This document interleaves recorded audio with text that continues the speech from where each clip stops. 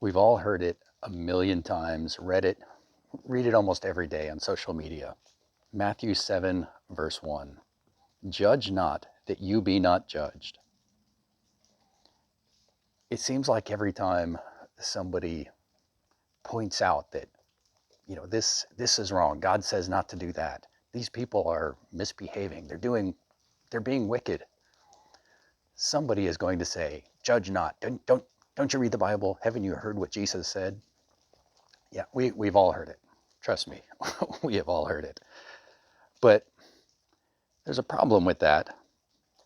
Yeshua is the Hebrew name for Jesus, in case you didn't know that.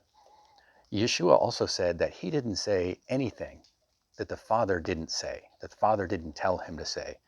And we know that God doesn't change. God isn't going to contradict himself. And listen to what he also said.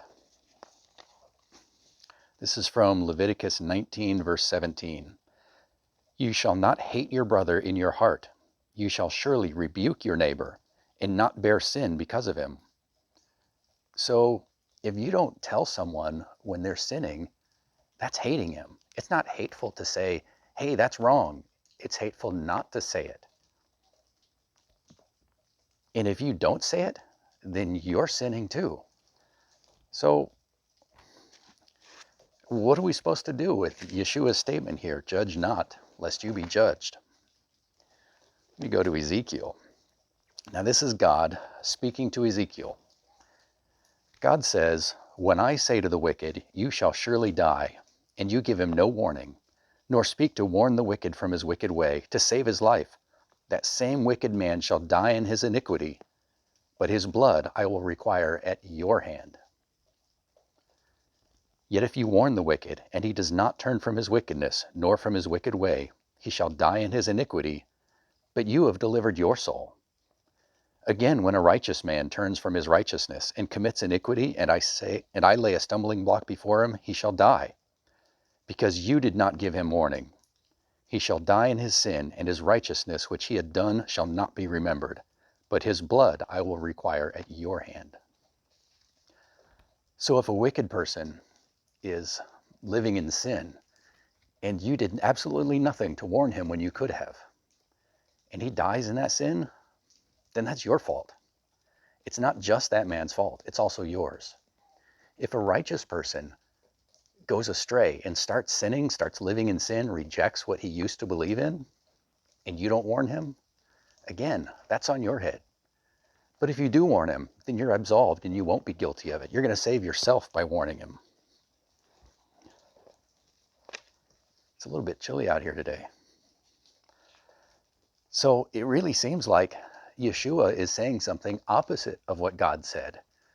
How can Yeshua say, don't judge other people, when God said, you have to go and rebuke your brother. You have to tell him when he's sinning. Yeshua himself explained what he meant. I lost my place here, so I got to find it again. Matthew chapter 7.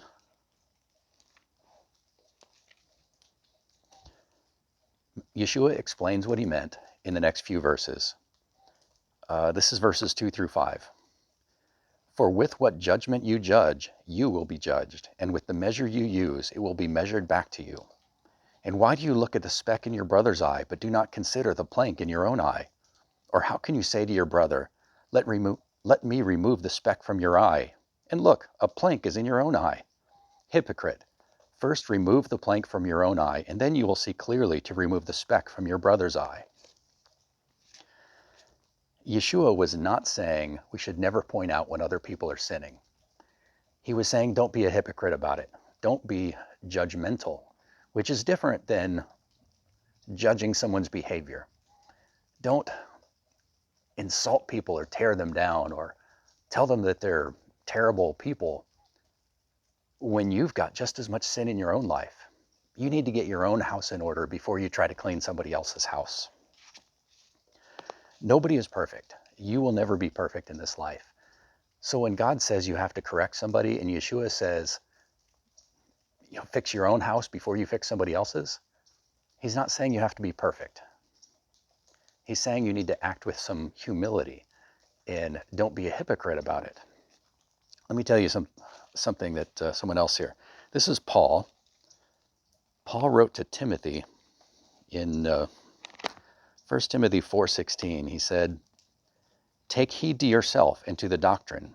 Continue in them, for in doing this you will save both yourself and those who hear you."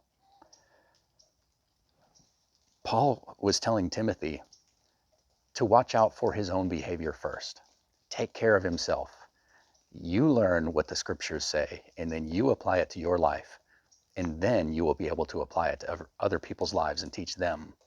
They will both see your behavior and hear what you have to say if you are living a pure life first. Don't look down on people for their weaknesses. Don't attack them. Don't be judgmental toward them because maybe they have different weaknesses, different temptations than you do. One more thing that Paul also said to Timothy. This one is in Galatians 6:1.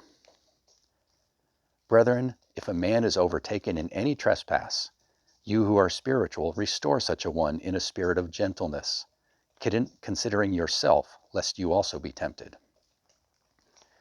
If you correct someone who's a believer, and this is a really important thing to do, we're all supposed to do it, it's important that you approach it with a spirit of humility, respect, and gentleness.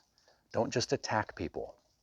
Now, there is a point at which you have to cut people out. If they refuse to turn from their wickedness, if they don't claim to be a believer, walk away. You don't need to keep hitting them over the head with a Bible. You've said your piece. You've told them what God says. Your job is done. You can always watch for opportunities. You can be kind to them. You can show love to them. Those are all important. But you don't have to keep telling people every day, "You're in sin, you're in sin, you're in sin." It's not really helpful. And if this is a believer, if you show them where they're in sin, in humility and gentleness, and you have a dialogue with them, you have a conversation. You don't have to bring it out to them in public yet.